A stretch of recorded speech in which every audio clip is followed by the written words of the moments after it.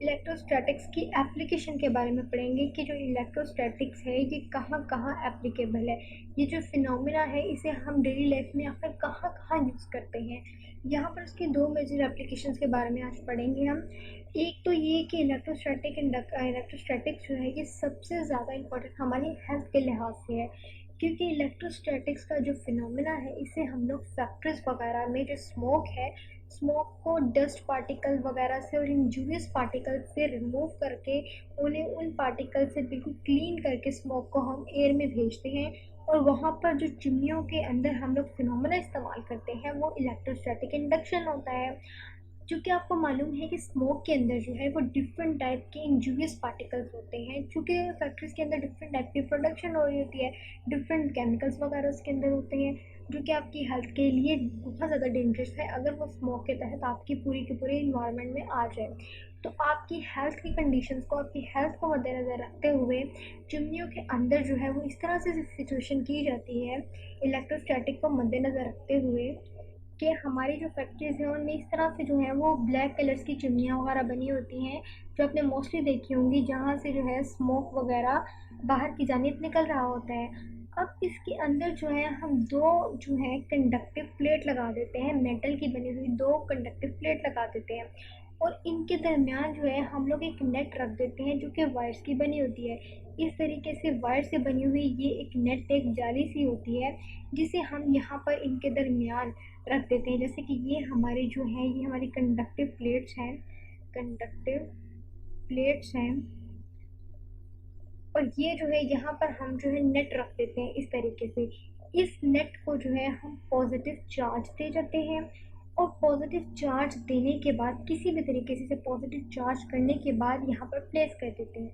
अब electrostatic induction की वजह से होता ये है कि ये जो हमारी कंडक्टिव प्लेट्स हैं मेटल की, इनके ऊपर इलेक्ट्रोस्टैटिक इंडक्शन की वजह से इनकी जो अंदरूनी सरफेस होती है, मतलब कि इंटरनल जो इनकी सरफेस होती है, वहाँ पर इंडक्शन की वजह से नेगेटिव चार्ज आ जाता है। इस तरीके से इलेक्ट्रोस्टैटिक इंडक्शन का जो है फिनोमेना ऑकर होता है, और यहाँ पर हमारे पास नेगेटिव चार्ज आ जाते हैं इनकी इंटरनल सरफेसेस पर।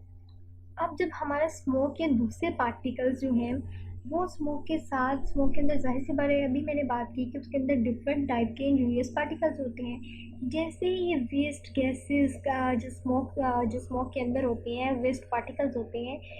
गैसेस के अंदर, जैसे ही यहाँ से निकलना शुरू करते हैं, यहाँ पर पहुँचते हैं, तो यहाँ पर लगी हुई नेट जो है, नेट के ऊपर चूँकि पॉजिटिव चार्ज होता है, तो ये नेट के पास जैसे ही गुजरते हैं तो नेट इन्हें अपना पॉजिटिव चार्ज दे देती है। अब ये नेट से चूँकि पॉजिटिव चार्ज ले लेते हैं ये डस्ट पार्टिकल्स, तो ये जो हमारी कंडक्टिव प्लेट्स यहाँ पे लगी हैं मेटल्स की, इनकी जो इंटरनल सरफेसेस हैं उन पर जो है इलेक्ट्रोस्टैटिक इंडक्शन की वजह से नेगेटिव चार्ज आ जाता है।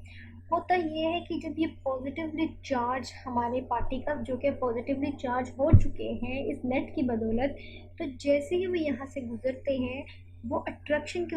वजह से, चूँकि इन पे पॉजिटिव चार्ज है और यहाँ नेगेटिव चार्ज है, तो ये सारे के सारे पार्टिकल्स जो है यहाँ पर कंडक्टिव प्लेट्स के साथ जो है अटैच हो जाती हैं, और जो स्मोक है वो यहाँ से बाहर की जानिब निकल जाता है, जिसके साथ कोई भी जो इंजूरियस या डेंजरस पार्टिकल्स होते हैं वो उसके साथ शामिल नहीं होते, क्योंकि वो अंदर ही प्लेट के साथ रह गए हैं। क्योंकि वो चार्ज हो चुके थे, तो चार्ज होने की वजह से उन पर डिफरेंट चार्ज था आपकी जो कंडक्टिव प्लेट्स हैं उसके लिहाज से, तो वहाँ पर अट्रैक्शन की वजह से वो उनके साथ अटैच हो जाते हैं, और इन कंडक्टिव प्लेट्स को बाद में इजीली रिमूव कर लिया जाता है। और इससे हमें ये एडवांटेज होता है कि हमारी जो एटमॉस्फेयर है उसमें कोई भी किसी भी किस्म का कोई भी इंजूरियस पार्टिकल जो है वो शामिल नहीं होता। तो ये जो सारा का सारा फिनोमिना है जो डिफरेंट टाइप्स की बहुत ज़्यादा फैक्ट्रीज में इस्तेमाल होता है। आपको मालूम है कि प्रोडक्शन की जो दुनिया है उसमें फैक्ट्रीज क्या अहमियत रखती हैं, उनके अंदर जो है ये बहुत ज़्यादा इलेक्ट्रोस्टैटिक का जो फिनोमिना है ये बहुत ज़्यादा हेल्पफुल होता है, क्योंकि इलेक्ट्रोस्टैटिक की ही बेस पर इलेक्ट्रोस्टैटिक के अंदर ही इलेक्ट्रोस्टैटिक इंडक्शन आता है। तो इलेक्ट्रोस्टैटिक इंडक्शन के फिनोमिना की वजह से ये चार जो पार्टिकल्स हैं वो स्मोक के अंदर नहीं जाते, जो इंजूरियस पार्टिकल्स हैं वो स्मोक के अंदर नहीं जाते, और हम स्मोक को जो है ऐसे ही बाहर निकाल देते हैं फैक्ट्रीज वगैरह से। इसके अलावा हम लोगों ने मोस्टली देखा होगा कि कारों वगैरह की मैन्युफैक्चरिंग जब हो रही होती है तो कार वगैरह की बॉडी के ऊपर जो है हम लोग इलेक्ट्रोप्लेटिंग कराते हैं, मीन्स ये कि उनके ऊपर जो है हमें पेंट कराना पड़ता है। तो जो पेंट हम कार वगैरह की बॉडीज़ के ऊपर कराते हैं वो भी इलेक्ट्रोस्टैटिक इंडक्शन की वजह से ही होता है। जैसे कि अगर ये कोई एक कार है, तो सबसे पहले जब कार की मैन्युफैक्चरिंग की जाती है तो सबसे पहले तो आप इसकी बॉडी को अर्थ करते हैं। अर्थ करने के बाद क्या होता है कि आप जो है अर्थ करने के बाद कार की बॉडी जो है उसके ऊपर आप स्प्रे करते हैं, यानी कि इसको किसी भी कलर में आपने पेंट करना हो तो आप कोई भी स्प्रे लेते हैं और उस स्प्रे के तहत जो है आप इस कार के ऊपर स्प्रे करते हैं, पेंट स्प्रे करते हैं, ताकि इसके ऊपर इलेक्ट्रोप्लेटिंग की जा सके, इस पर पेंट जो है वो पेस्ट किया जा सके।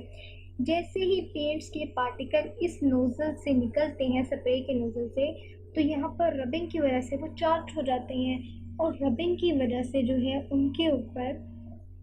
पॉजिटिव चार्ज आ जाता है। जब ये पॉजिटिव चार्ज पार्टिकल्स कार की सरफेस के करीब पहुंचते हैं तो इलेक्ट्रोस्टैटिक इंडक्शन की वजह से यहाँ पर नेगेटिव चार्ज इंड्यूस कर देते हैं। जब इस बॉडी के ऊपर नेगेटिव चार्ज आ जाता है तो ये जो पेंट के पार्टिकल्स हैं इसके ऊपर बिल्कुल जो है वो पेस्ट हो जाते हैं, इनकी एक बहुत अच्छी जो है कोटिंग प्लेस हो जाती है, जो कि बहुत मतलब एक बहुत ही चीप और बहुत ही ज़्यादा अच्छा वे है, यानी कि हमें कॉस्टली नहीं पड़ता, एक्सपेंसिव नहीं होता। इस तरह से जो है इलेक्ट्रोस्टैटिक इंडक्शन का फिनोमेना इस्तेमाल करते हुए आपके पेंट के पार्टिकल्स आपकी कार के उस ऊपर एक सरफेस बना देते हैं, एक स्मूथ सी सरफेस बना देते हैं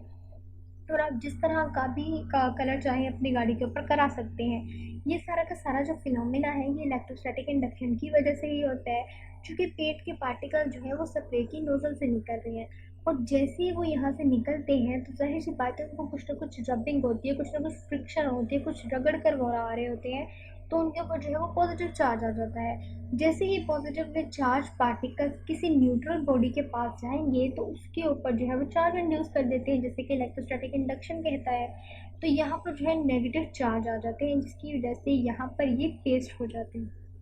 जैसा कि आप इस इमेज में देख सकते हैं कि कार की बॉडी के ऊपर किस तरह से पेंट किया जा रहा है, एक स्प्रे के थ्रू, स्प्रे के नोजल के थ्रू इसके ऊपर जो है वो पेंट किया जाता है। इसके अलावा ज़रूरी नहीं कि आप सिर्फ कार को ही